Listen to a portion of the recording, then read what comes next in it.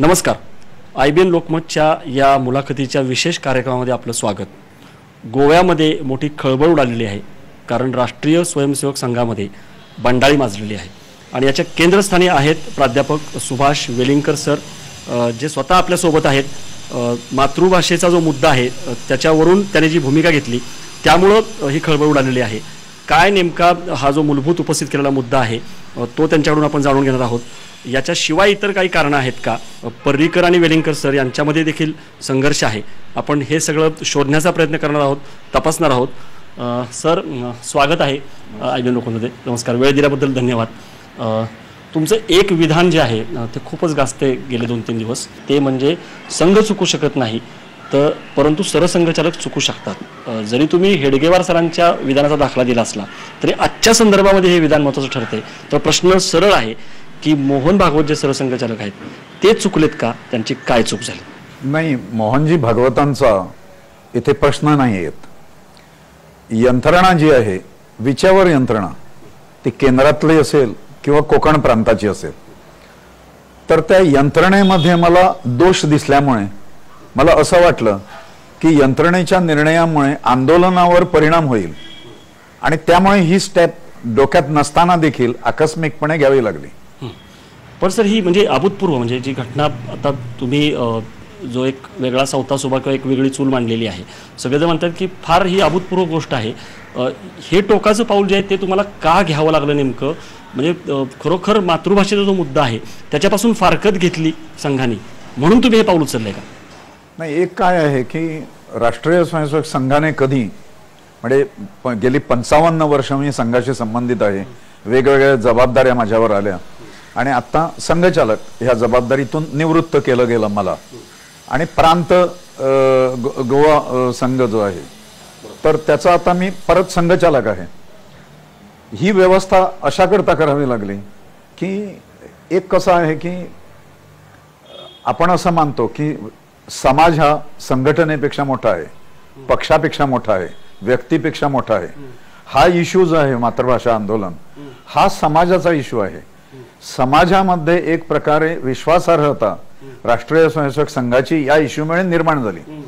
वेगवेगळ्या मतांची लोक एकत्र आली, कोकणीवादी मराठीवादी एकत्र आले, स्वातंत्र्य सैनिक एकत्र आले, अत्यंत कठोर टीका करणारे संघावर, जे आजही त्यांची मतं संघाशी मिळती जुळती आहेत असं नाही. तर ही सगळी मंडळी या भाषा प्रश्नावर एकत्र आली.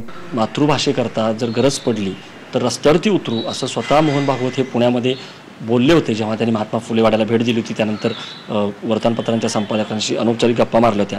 आता तुम्ही जसं म्हणताय तसं हे विसरलेलं आहे, वचन दिलेलं गेलं. पण याला कोण जबाबदार? याला संघ जबाबदार आहे का थेट मनोहर पर्रीकर जबाबदार आहे? त्याला प्राथमिकता पहिल्यांदा मनोहर पर्रीकर जबाबदार आहेत. एक सिंगल हँडेड पर्सनली त्याने काही निर्णय घेतले, कुणालाही विश्वासात न घेता हे निर्णय घेतले गेले. आणि बाकीच्या मंडळींचा दोष असा आहे की ते गप्प राहिले.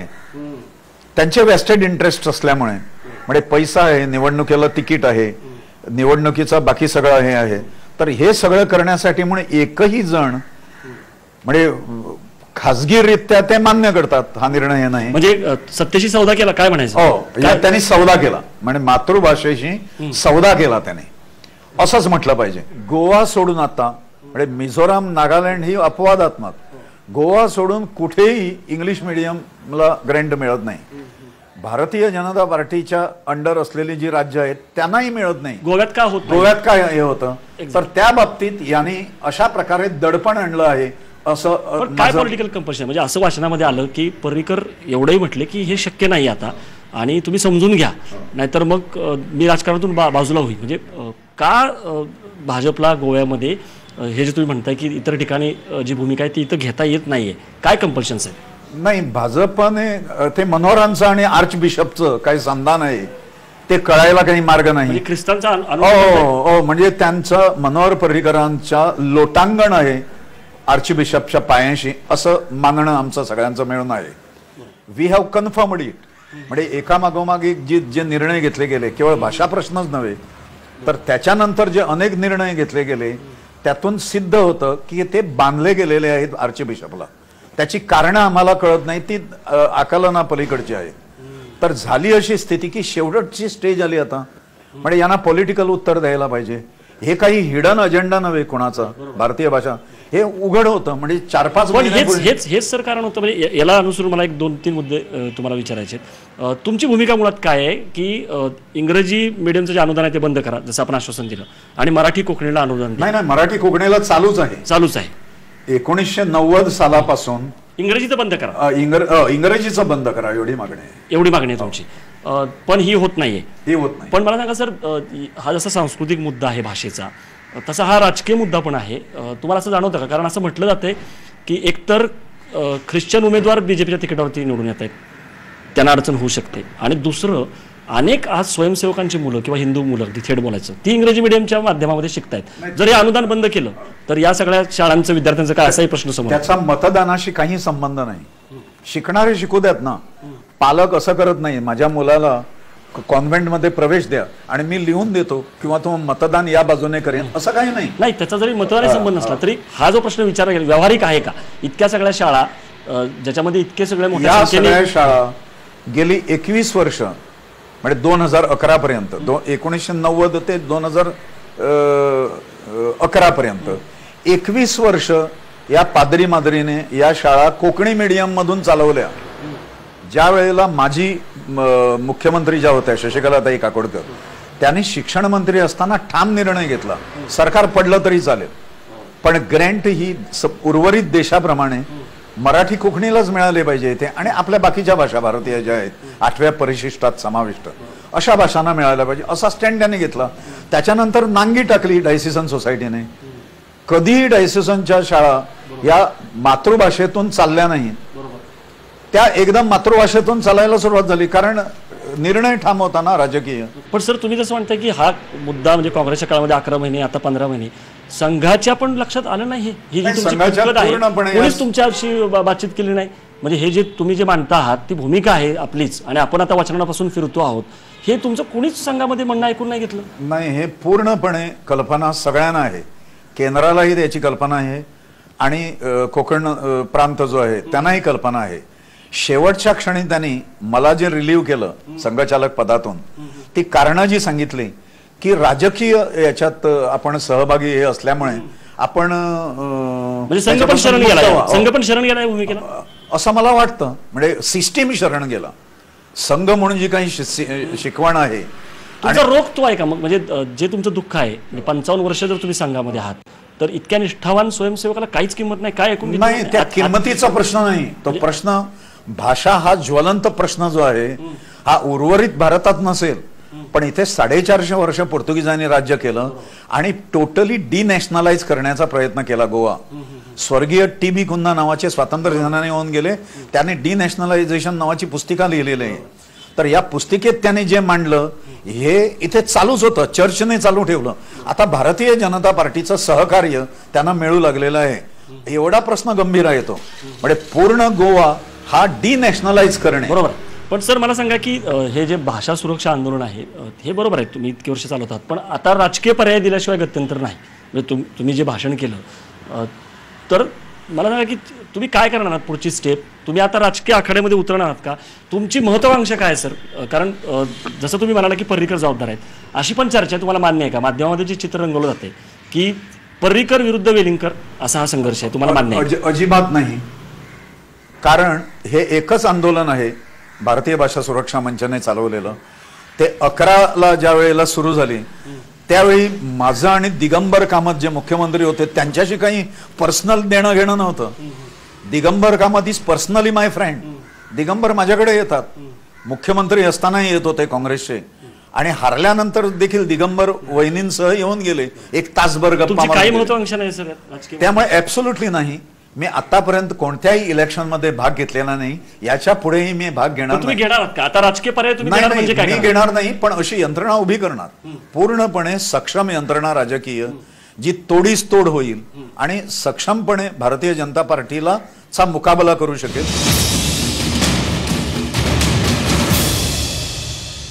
भाजपला अडचणीत आणण्याची एकही संधी शिवसेना सोडत नाही. म्हणजे तुमचं जे बंड आहे त्याच्याकडे सुद्धा शिवसेना असेल. याच्याकडे शिवसेनेच्या आव्हानाकडे आम्ही गोव्याच्याच संदर्भात पाहतो. त्याच्या पलीकडे शिवसेनेचं काय चाललेलं आहे, भाजप शिवसेना काय चर्चा झाली, काय पुढे जाणार आहे? शक्यता अशी आहे निर्णय अर्थातच आपली जी राजकीय विभाग आहे त्याचे अध्यक्ष ॲडव्होकेट उदयबाब भेमरे. काय शक्यता आहे? तर शक्यता अशी आहे की आम्ही त्यांचं सहकार्य घेऊ. अशा प्रकारे समविचारी जे कोणी असतील त्या सगळ्यांचं फेडरेशन असं करून म्हणजे भाजप विरुद्ध समविचारी पक्षांची आघाडी तुम्ही सत्तेच्या विरुद्ध आघाडी आणि महाराष्ट्रवादी गोमांतक पक्षाशी पण चर्चा करायला वेळ पडली तर निश्चितपणे त्यांना आम्ही पर्याय दिलेला आहे. पहिल्या क्रमांकाचा पर्याय महाराष्ट्रवादी गोमांतक पक्षाला दिलेला आहे कारण ते समविचारी आहेत.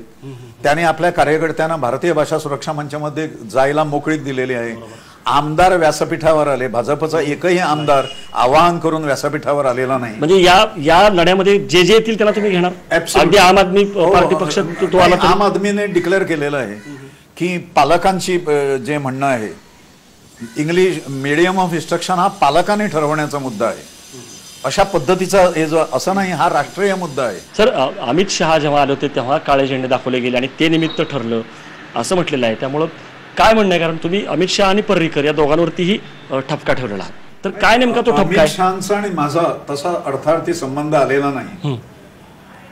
अमित शहा इथे जे आले त्यावेळेला आंदोलन जे झालं, निदर्शनं, बरोबर, ती अमित शहाना टार्गेट करून झाली नाही. फलक जे होते लावलेले तर अमित शहानी मनोहर पर्रीकरांनी जी घाण करून ठेवलेली आहे शैक्षणिक क्षेत्रात तिकडे लक्ष द्यावं, हस्तक्षेप करावा त्यांनी, बरोबर, आणि गोव्याला वाचवावं. अमित शहा हे पर्रीकरांना पाठीशी घालतायत असं तुम्हाला वाटतंय का? निश्चितपणे असंच आहे ना. कसा प्रतिसाद मिळतो तुम्हाला लोकांचा? सुंदर प्रतिसाद मिळतो. स्वयंसेवक तर 2000 त्या दिवशी तुमच्या सभेला आले, त्यामुळे एकतर भीती आहे, पण लोक जी आहेत इथली मराठी असतील. एक उदाहरण देतो. जाहीर सभा एक आम्ही मुख्यमंत्र्यांच्याच मतदारसंघात प्रारंभ केल्या. सुरुवातीला 6 घेतल्या आणि पावसाळ्यात हॉलमध्ये बंदिस्त 6 घेतल्या. अशा 12 एकूण सभा आम्ही घेतल्या. त्या सभांच्या निमित्ताने साधारणपणे 2 लाख नागरिकांशी आम्ही प्रत्यक्ष संपर्क केला. साधारणपणे गोव्याच्या मानाने 30,000 संख्या ही या सभांना उपस्थित झाली. एक उदाहरण मी हे जन आंदोलन कसं झालेलं आहे त्याचं देतो तुम्हाला. मुख्यमंत्र्यांच्या मतदारसंघात मुख्यमंत्र्यांनी पराकाष्ठा केली प्रयत्नांची की ज्या योजना वगैरे ज्या आहेत त्या तुम्हाला पुढे मिळतील का नाही, रिन्युअल त्याचं करायचं आहे आता पुढे वगैरे, अशापासून त्या नोकऱ्या दिलेल्या सगळे बेनिफिशियरीज जे आहेत वगैरे त्याने घराघरात हिंडून गर्दी येऊ नये म्हणून सांगितलं. पोलिसांनी त्यांना रिपोर्ट दिले की 100 लोक मांद्रेची जमतील. त्यावेळेला आपला आग्रह असा होता की लोक त्याच मतदारसंघातली यावे, बाहेरची माणसं असू नयेत, आणि आमदार जो निवडून आलेला आहे त्याला जाब विचारावा, मंचावर बोलवावं त्याला आणि सांग, नाहीतर तो राजीनामा दे. अशा पद्धतीच्या त्या जाहीर सभा होत्या. त्याला मांद्रेच्या इतिहासात न भूतो अशा प्रकारे 4,500 लोकांची उपस्थिती लाभली. पोलीस रिपोर्ट असे होते 100 मांद्रेचे आणि 400 बाहेरून आणणार, त्यामुळे 500 पेक्षा जास्त जाणार नाही. नितीनजी गडकरींची एक विजयी सभा साजरा करण्यासाठी म्हणून मांद्रे मतदारसंघात झाली आणि ती सगळ्यात जास्त उपस्थिती त्या सभेला होती. ती 2,2500 लोक त्या सभेला जमले होते आणि रेकॉर्ड ब्रेक करणारी सभा मुख्यमंत्र्यांच्या मतदारसंघात. मुख्यमंत्र्यांना झिडकारून लोक ज्या अर्थी येतात त्यावेळेला हे नुसतं आंदोलन आहे माझ्या आणि पर्रीकरांच्या याच्यातला व्यक्तिगत संघर्ष नव्हे. आपल्या कार्यकारी समितीमध्ये जे आहेत ते वेटरन लोक आहेत. माझी IAS ऑफिसर आहे माझ्या समितीत. हा जर रेटा वाढला आणि जर तुम्हाला पुढे केलं की आता तुम्ही इतकं जर तुम्ही म्हणता जन आंदोलन आहे तर एक उत्तर द्या, तर तुम्ही स्वीकारणार का तुमच्यावर जबाबदारी? नाही, मी राजकीय याच्यात मी उतरणार नाही आखाड्यात, तो माझा धर्म नव्हे. दुसरीकडे तुम्ही असंही म्हणताय की मी परत येईन संघाकडे, म्हणजे हे काय म्हणजे मी राष्ट्रीय स्वयंसेवक संघाचा आहे, होतो, राहणार. पण सर इतिहास जर बघितला, पण आता यंत्रणेने मध्ये विघ्न आणू नये at the cost of public. यंत्रणेकडून कसल्याच प्रकारचा हस्तक्षेप मला करू द्या. याच्यामध्ये भाजपचं सरकार गेलं तरी गेलं तरी चालेल, बेहतर. आणि ते जावं असं वाटतं तुम्हाला, म्हणजे ज्या पद्धतीने कारभार चाललेला आहे त्या अर्थी गोव्याचा सत्यानाश करतील हे, या संदर्भात माझ्या मनात संदेह उरलेला नाही. पण सर एवढा जो पराकोटीचा संघर्ष आहे हा का व्हावा? कारण कार्यकर्ताच मनोहर पर्रीकर तुम्ही जसं म्हणाला की तरुण, आणि इतकं नाही, त्याची कारणं पर्रीकरांना माहीत आहेत असावी. पण गोव्याच्या दृष्टीने आतापर्यंतच्या इतिहासात चुकीच्या दिशेने वाटचाल सरकारची व्हायला लागलेली आहे. They are leading Goa to disastrous scene. म्हणजे आतापर्यंत कधीही झालं नाही एवढं नुकसान पुढच्या पिढीचं हे करणार केवळ भाषा. पण हे सगळं लक्षात येत नाही असं वाटतं संघाच्या किंवा भाजपच्या? यायला पाहिजे ना, आलेला आहे ना. ड्युअल सिटिझनशिप मुद्दा आहे. पोर्तुगीज फेस्टिवल इथे चाललं होतं, त्याला आपण विरोध केला संघाने, ते बंद पडलं. ते पुन्हा रिवाईव्ह करू अशा पद्धतीचं आश्वासन जाहीरनाम्यात पणजी कॉर्पोरेशनची इलेक्शन मध्ये भाजपने दिलेलं आहे. हे लोक ॲज गुड ॲज पोर्चुगीज ना, म्हणजे यांना भाजप का म्हणावं आपण. संघ स्वयंसेवकांनी मी एवढंच सांगेन की हा गोव्याच्या आणि देशाच्या अस्मितेचा प्रश्न आहे. या वेळेला संघ स्वयंसेवक गप्प नाही राहणार. त्याची सदअसद विवेक बुद्धी जी आहे त्याला स्मरून संघ स्वयंसेवकांनी निर्णय घेतला पाहिजे आणि आंदोलनाच्या बाजूने सक्रिय झालं पाहिजे, एवढंच मी सांगतो. धन्यवाद सर, तुम्ही मोकळेपणाने बोलल्याबद्दल. आपण बघितलं की वेलिंगकर सर स्पष्टपणे म्हणतायत की राजकीय पर्याय द्यावा लागेल, परंतु स्वतः ते राजकारणामध्ये उतरणार नाहीत. आणि सध्याचं भाजप सरकार आणि मनोहर पर्रीकर हे गोव्याचा सत्यानाश करायला निघालेले आहेत. त्यामुळे हे सरकार गेलं तरी चालेल अशी भूमिका आहे. त्यांना लोकांचाही पाठिंबा मिळतोय. वेळ पडली तर ते शिवसेनेला देखील सहकार्य करायला तयार आहेत. बघूयात हा संघर्ष जो आहे, ही जी बंडाळी आहे ती आणखीन काय वळण घेते याच्यावरती लक्ष ठेवावं लागणार आहे. परंतु निश्चितपणे ही जी खदखद आहे संघामध्ये ही बाहेर पडलेली आहे. आणि हा जो अत्यंत मूलभूत प्रश्न आहे मातृभाषेचा, तो अस्मितेचा प्रश्न आहे, पण तो गोव्यामध्ये अत्यंत महत्त्वाचा आहे. आणि हे दिलेलं वचन आहे गोव्याच्या जनतेला, त्याच्यापासून आपल्याला पाठ फिरवता येणार नाही, नाहीतर धडा शिकवेल जनता, अशी ठाम धारणा वेलिंगकर सरांची आहे. या विशेष मुलाखतीमध्ये इथंच थांबूयात. अचूक बातमी, ठाम मत, पहा फक्त IBN लोकमत.